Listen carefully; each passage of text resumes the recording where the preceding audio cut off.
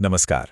आज हम एक बहुत ही अहम विषय पर बात करने वाले हैं, हमारा ब्लड सर्कुलेशन, यानी शरीर में रक्त का संचार। इसे प्राकृतिक और होलिस्टिक तरीकों से कैसे बेहतर बनाया जाए, आज हम यही समझेंगे। देखिए, एक स्वस्थ शरीर के लिए सही ब्लड फ्लो का होना बिल्कुल बुनियादी ज़रूरत है, क्योंकि यही वो रास्ता है जिससे शरीर के हर एक अंग तक ऑक्सीजन और ज़रूरी पोषक तत्व पहुंचते हैं। जब ये फ्लो एकदम सही होता है तो हमारी एनर्जी का लेवल भी हमेशा टॉप पर रहता है।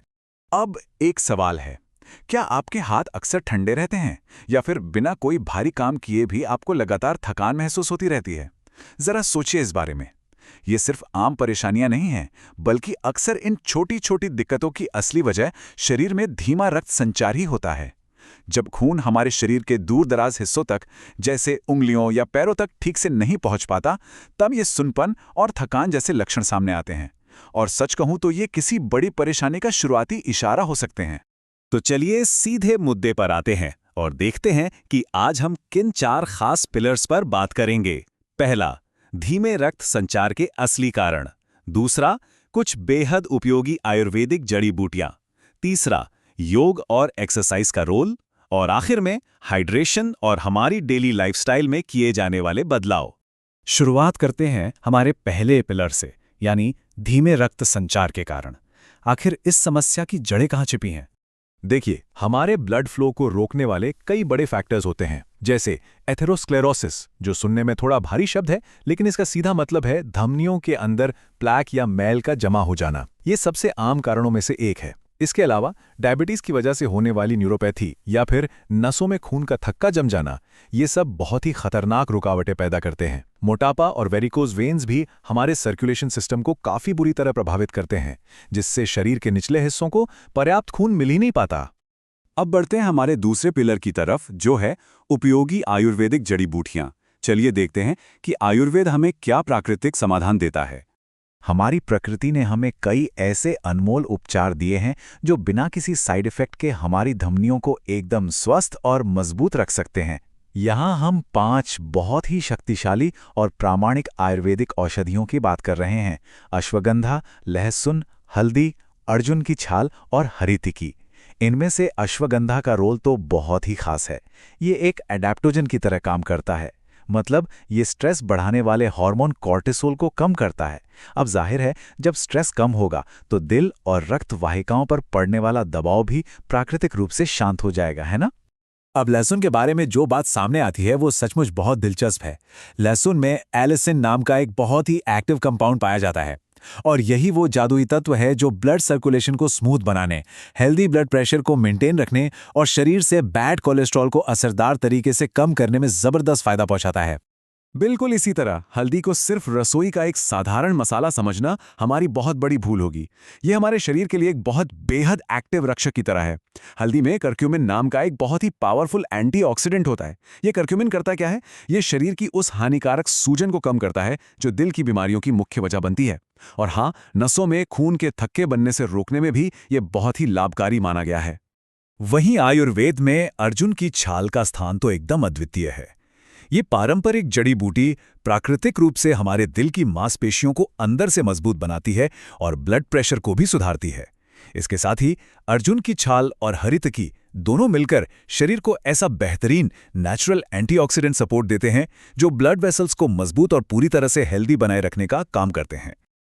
चलिए, अब तीसरे पिलर की ओर चलते हैं, जो फोकस करता है योग और शारीरिक व्यायाम पर। देखिए, योग का असर सिर्फ हमारी बॉडी पर नहीं होता, बल्कि ये एक तरह से 2 in 1 काम करता है। फिजिकल लेवल पर बात करें तो ये शरीर में लचीलापन लाता है, इम्यूनिटी बढ़ाता है और वजन कंट्रोल करने में मदद करता है। लेकिन इसका मेंटल इफेक्ट कहीं ज्यादा गहरा है। ये एंग्जाइटी को दूर करता है और बीटा एंडोर्फिन जैसे हैप्पी हार्मोन्स को रिलीज करता है। इससे होता यह है कि हमारा पूरा नर्वस सिस्टम शांत हो जाता है और हमें स्ट्रेस से गजब की राहत मिलती है। और आधुनिक विज्ञान का एक फैक्ट सुनिए, आप सच में हैरान रह जाएंगे। हमारी कोशिकाओं यानी सेल्स की उम्र बढ़ने के कुछ खास बायोलॉजिकल मार्कर्स होते हैं, जिन्हें टेलोमेयर और टेलोमरेज कहते हैं।